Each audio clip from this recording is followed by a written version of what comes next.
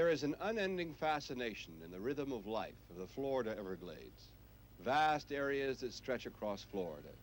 Here you can find all kinds of creatures, birds and reptiles. The king of them all, the alligator. We're going to tell you that story. We'll get underway in just a moment, but first, these important words.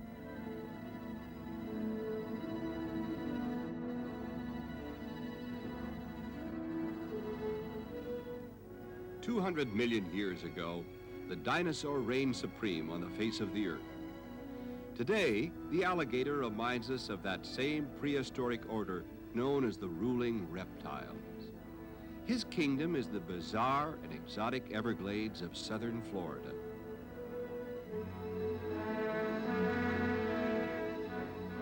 This watery wilderness is also a home for the egret. Virginia deer abound in the marshlands, along with various snakes.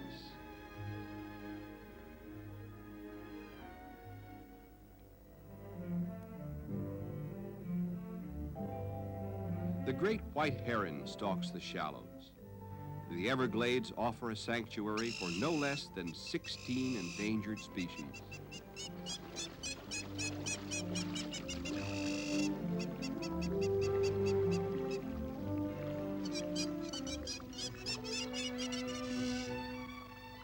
A secluded refuge, and yet there is cause for concern. A succession of dry spells has shrunk the lakes and ponds. Each year, fewer and fewer water birds are able to remain in the Everglades. The gator suffers too when the water holes become brackish. Freddie is the logo or symbol of the Florida Flood Control District. Under the agency's jurisdiction, a complex system of channels, levees, and reservoirs regulates the limited water supply. The needs of home, industry, and agriculture must be considered, along with the preservation of wildlife.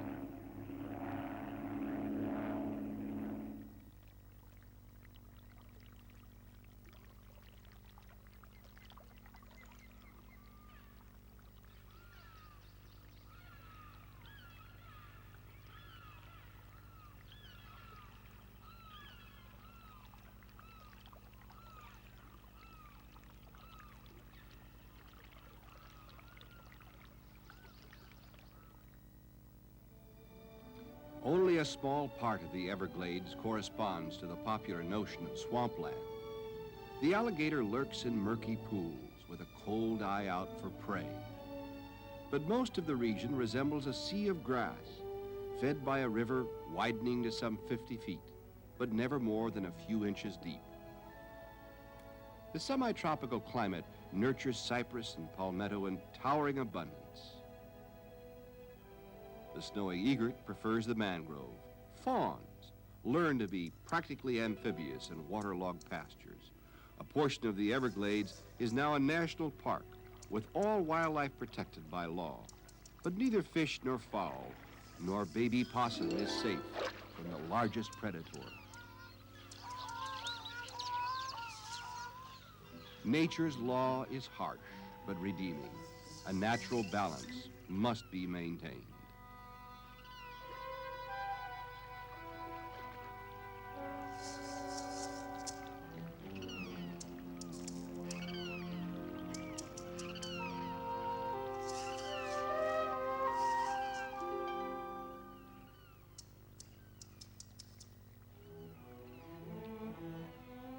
The garfish is part of the alligator's staple diet. A hardy specimen, it continues to breed where other fish, like the largemouth bass, have long since disappeared. But even the garfish has declined in number due to a lack of oxygen in the water. This, in turn, means a diminishing food supply for the predators and a hazardous situation for man, because a hungry alligator will attack and devour anything that moves. An alligator's bite can crush heavy bone to the marrow. Oddly enough, he has very weak muscles for opening such powerful jaws. The end result is that chewing becomes a rather laborious process.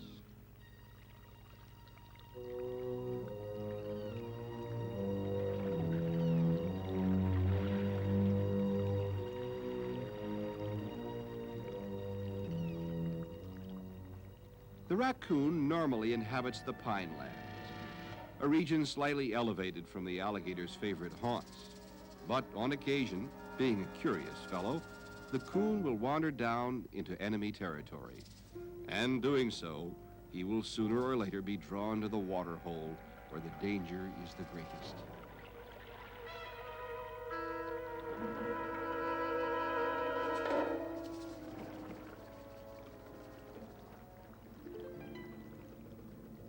A narrow escape, one he'll probably remember for a while.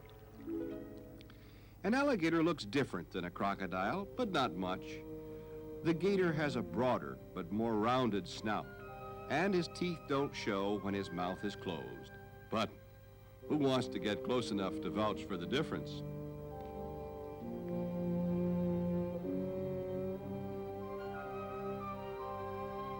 The alligator nest is made of vegetable matter and mud. It may extend 6 feet at the base and a yard high. The female lays from 15 to 80 eggs, then covers them with leaves and sticks from the side of the nest.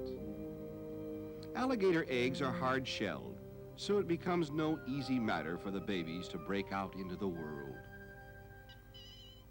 When the time comes to hatch, baby alligators often make faint squeaking sounds, which signal their mother to assist them.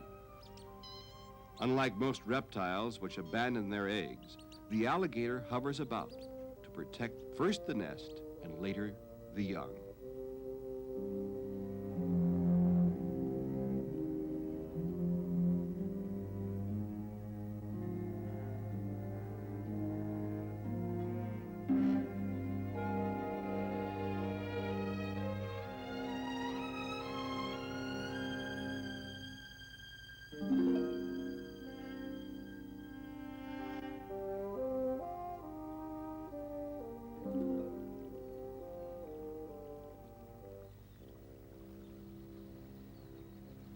The American egret is merely a spectator as the precocious baby alligators take to the water with ease.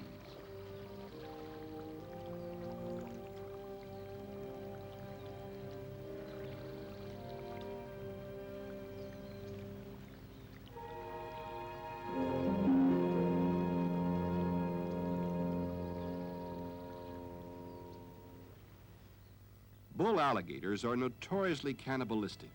Given the opportunity, a voracious male can wipe out an entire brood.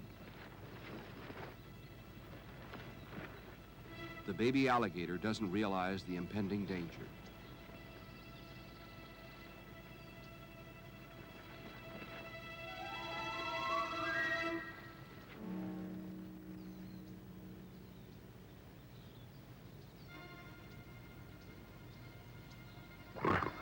The alligator is on guard against all intruders.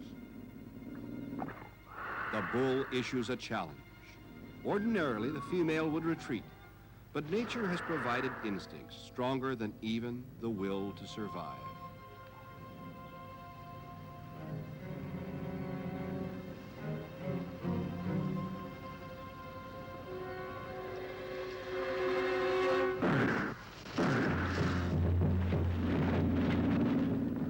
Family squabbling, alligator style, tends to be spectacular, but is rarely fatal.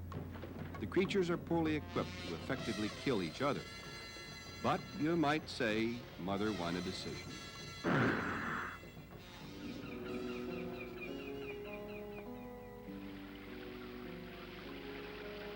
At last, the rain comes.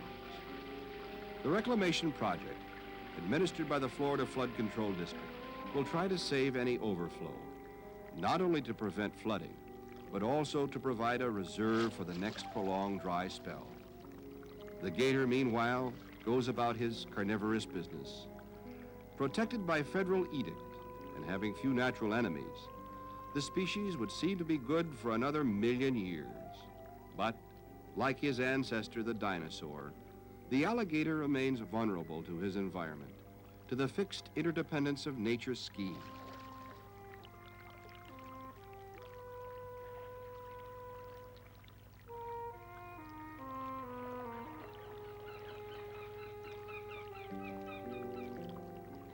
In earlier days, man fished the waters clean, and hunted the alligator without restraint. Now he knows better. But the problems of conservation remain complex and controversial. The gator will survive as long as enough fresh water finds its way to the mangrove swamps and sawgrass marshes. But should the fish die and the grass wither and burn, then this awesome ruler of the Everglades will surely become another legend of the past.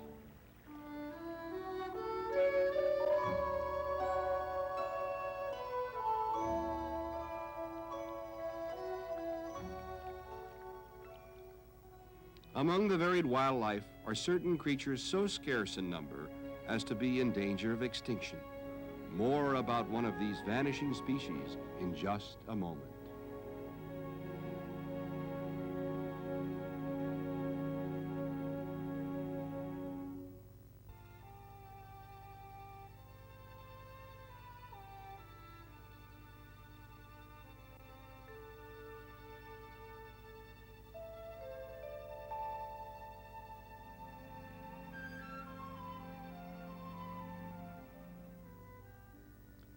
The Everglades of Florida is a place to stir the imagination.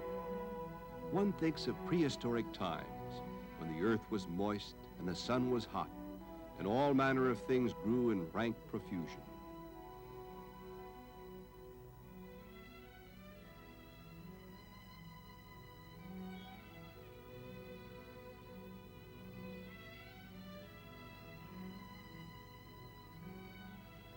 Water seems to be everywhere, and yet there is an ever-increasing need for a fresh supply.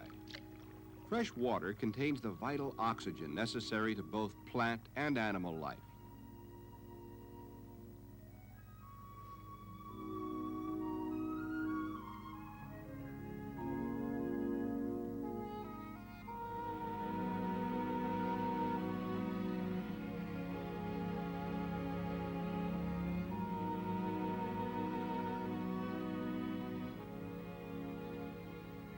Life-giving moisture once seeped naturally from the lake country southward into the sawgrass marshes. But the needs of man altered the flow, and now the bottomland must depend almost entirely on rainfall, much of which is lost through evaporation in the steamy atmosphere.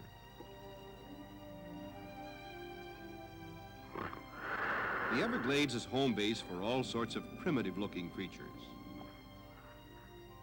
including the sandbill crane.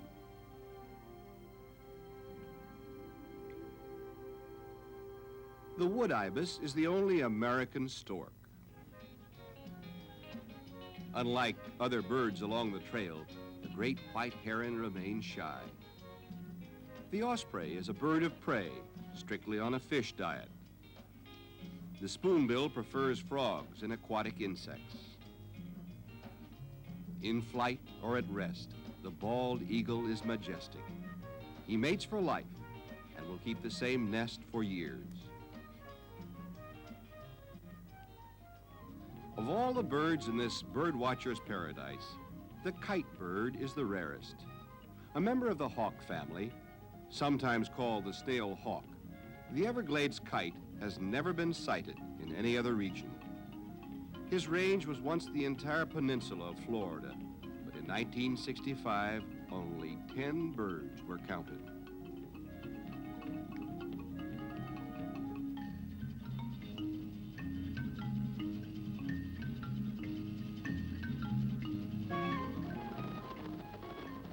His only food is the apple snail, which he seizes with his powerful talons.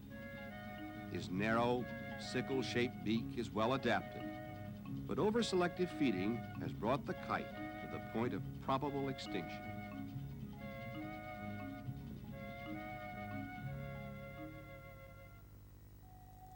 The apple snail lives in water, feeding on aquatic plants. The eggs are laid in clusters several inches above the water level. When the sloughs go dry, the snails perish, and this deprives the kite bird of his only food.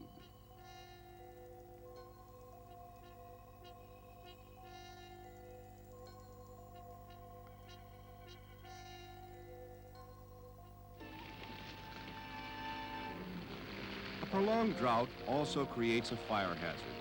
It takes only a spark from a cigarette or an ember from a camper's fire to kindle the sawgrass. Because of the dense vegetation and uncertain footing, an Everglades fire is especially difficult to contain. By the time equipment arrives and fire breaks are established, acres of lush vegetation can be blackened.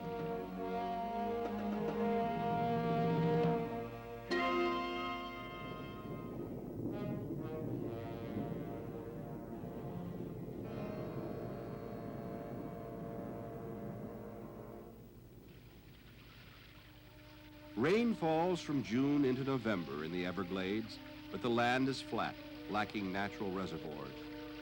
If the yearly rainfall is light, then springtime will usually bring a water crisis. Such was the case last spring, a drought so severe, in fact, that the state governor requested and received a release of additional fresh water from Lake Okeechobee.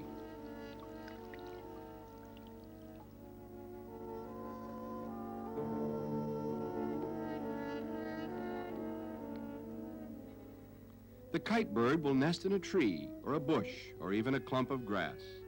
The nest itself is mostly sawgrass and twigs, rather carelessly put together by the male kite bird.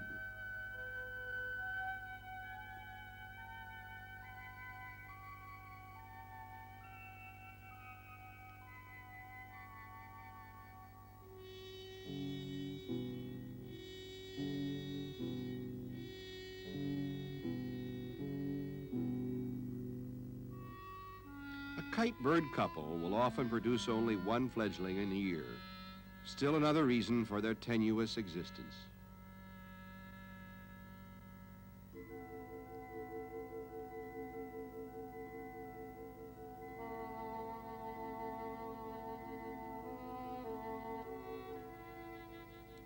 It would seem that nature conspired to make things difficult for the kite bird, but their plight is not unique. 12 other species have already vanished from the American scene.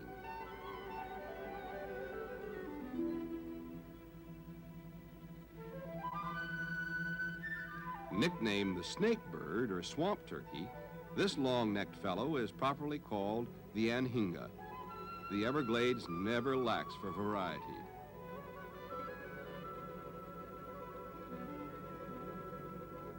Young kite birds are usually well guarded by the parents. Grackles and other predators would otherwise plunder the nest.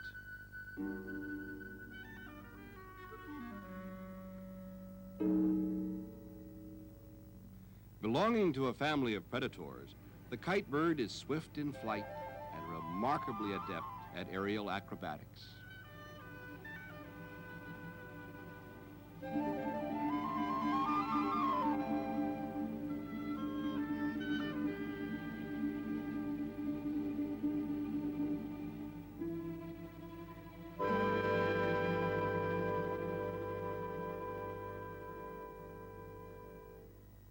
A world for the birds is the way one writer described the Everglades.